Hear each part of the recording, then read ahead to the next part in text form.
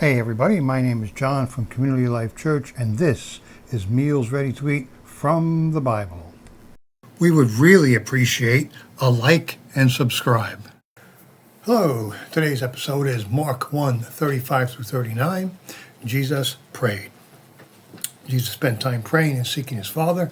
Since he is our example, we should do the same thing, or the same things, praying and seeking his Father. So let's just read Mark 1:35 through 39. It's up on the screen right there, and we'll take a look through it and see what God is saying to you and to me today through this passage. Okay, in the early morning, while it was still dark, Jesus got up, left the house, went away to a secluded place, and was praying there. Simon and his companions searched for him. They found him and said to him, "Everyone is looking for you." He said to them, "Let's go somewhere else to the towns nearby, so they may preach there also, for that is what I came for." And he went into their synagogues throughout all Galilee, preaching and casting out the demons. That's Mark 1:35 through 39. So, to begin with, Jesus got up early, which is uncomfortable. He went to a quiet place to pray. Jesus would often endure physical discomfort, like fasting for 40 days. And we can see that in Mark 1:12, Matthew 4:1 through 2, and Luke 4:1 through 2. Now, this doesn't mean we have to make ourselves suffer when praying. We don't have to beat ourselves and gash ourselves. But if given a choice between our own comfort and the presence of God in prayer, we should choose the prayer. Okay. But there is more. Prayer benefits us, benefits you, benefits me. And we learn more about God when we pray. And we get to see firsthand what his will is so that we can act on it. We can follow his will. Excuse me. This is exactly what we see Jesus do in this passage. He prays and goes to a place where he is to preach, and more people can hear him. This is what I came for, is how he puts it.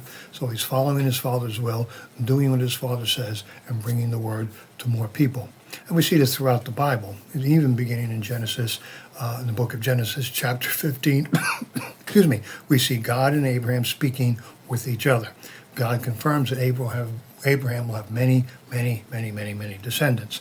Abraham knows this because he spent time talking to God and praying to God.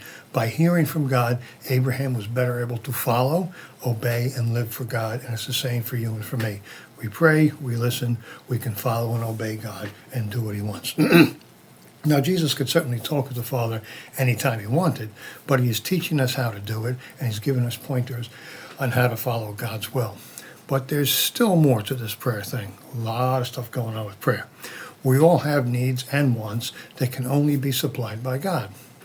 As part of our growing relationship with God, we must pray to him for all things. This is what we see in the prayer commonly referred to as the Our Father, which is Matthew 6:5 through 15. We are to ask God to supply all our needs. Now, whenever we're unsure that what we want or what we're seeking is agreeable to God, we're still called to go to him in prayer and ask about it, talk about it.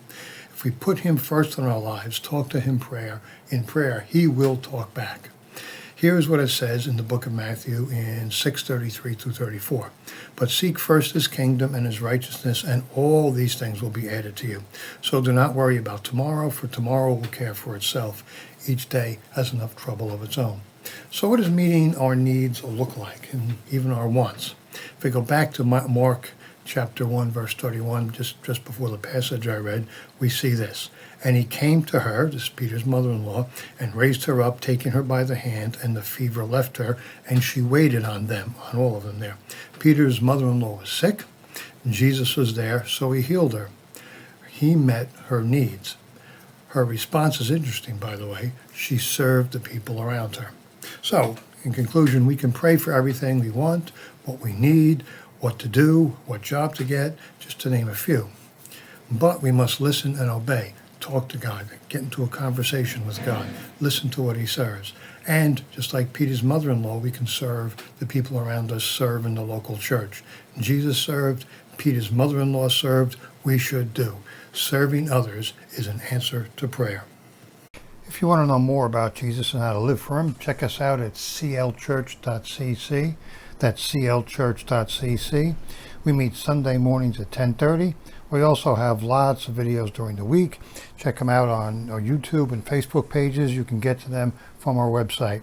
Once again, thanks for listening. Hope to see you Sunday morning.